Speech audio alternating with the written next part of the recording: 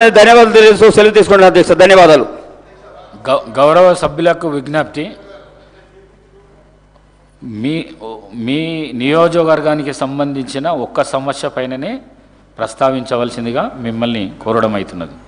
మరి అదేవిధంగా డాక్టర్ చిట్టెం ప్రాణికారెడ్డి గారు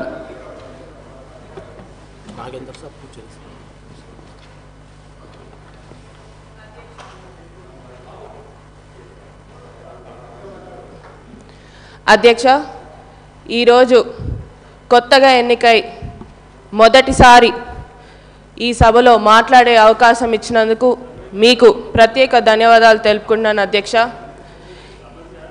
మెయిన్గా ముందుగా మా నారాయణపేట్ నియోజకవర్గం అంటే ఎప్పుడైనా గుర్తొచ్చేది వెనుకబడ్డ ప్రాంతం, ఎప్పుడు కూడా పట్టించుకోలేదు, నీళ్ళ సమస్య చాలా ఎక్కువగా ఉంటుంది.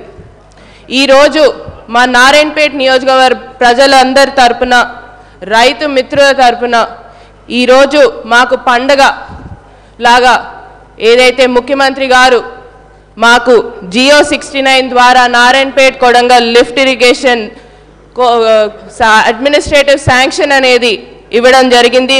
2,945 కోట్లు ఇవ్వడం జరిగింది.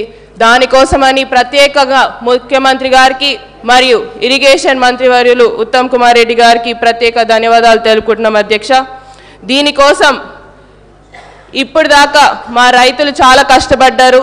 ఈరోజు మాకైతే పండగలాగా ఉంది అధ్యక్ష. మా నియోజకవర్గంకి వెళ్తే రైతులు చాలా సంతోషంగా ఉన్నారు.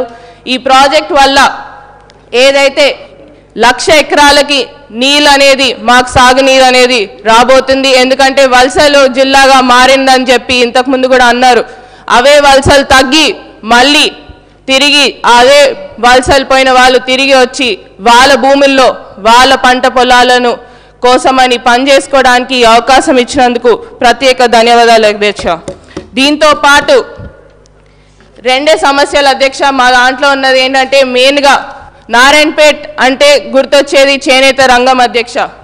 చేనేత రంగంని కూడా నారాయణపేట్గా మీ ద్వారా ముఖ్యమంత్రి గారిని మరియు టెక్స్టైల్ ఇండస్ట్రీ మంత్రివర్యులు తుమ్మల నాగేశ్వరరావు గారిని నారాయణపేట్ నియోజకవర్గంలో చేనేత కార్మికుల ఉపాధి కోసమని ఒక టెక్స్టైల్ పార్క్ని మంజూరు చేయాలని మా మనవి అధ్యక్ష. దీంతో పాటు చాలా ఉన్నాయి అధ్యక్ష సమస్యలు. ముఖ్యంగా యువకులకు ఉపాధి కల్పించాలని దానికోసమని ప్రత్యేకంగా ఇండస్ట్రియల్ పార్క్ కానివ్వండి, ఫుడ్ ప్రాసెసింగ్ యూనిట్ కానివ్వండి, ఇలాంటి ఏర్పాట్లు చేస్తే మాకు అక్కడ ఉన్న యువకులు అన్ఎంప్లాయ్మెంట్గా చాలామంది ఉన్నారు అధ్యక్ష, వారికి కూడా ఉపాధి అందుతుందని తెలియజేసుకుంటూ, దీంతో పాటు చివరిగా నేను డాక్టర్ కాబట్టి అధ్యక్ష ఒకటే, అక్కడ మాకు స్టాఫ్ అనేది చాలా తక్కువ ఉంది అధ్యక్ష. మాకు ఈ ఏదైతే డిస్ట్రిక్ట్ హాస్పిటల్ కానివ్వండి ఆడ స్టాఫ్ అనేది సరిగ్గా ఉండదు. మా పిహెచ్సిలు సిహెచ్సిలు ప్రతి ఒక్క ప్లేస్లో కూడా స్టాఫ్ చాలా తక్కువ ఉంది అధ్యక్ష.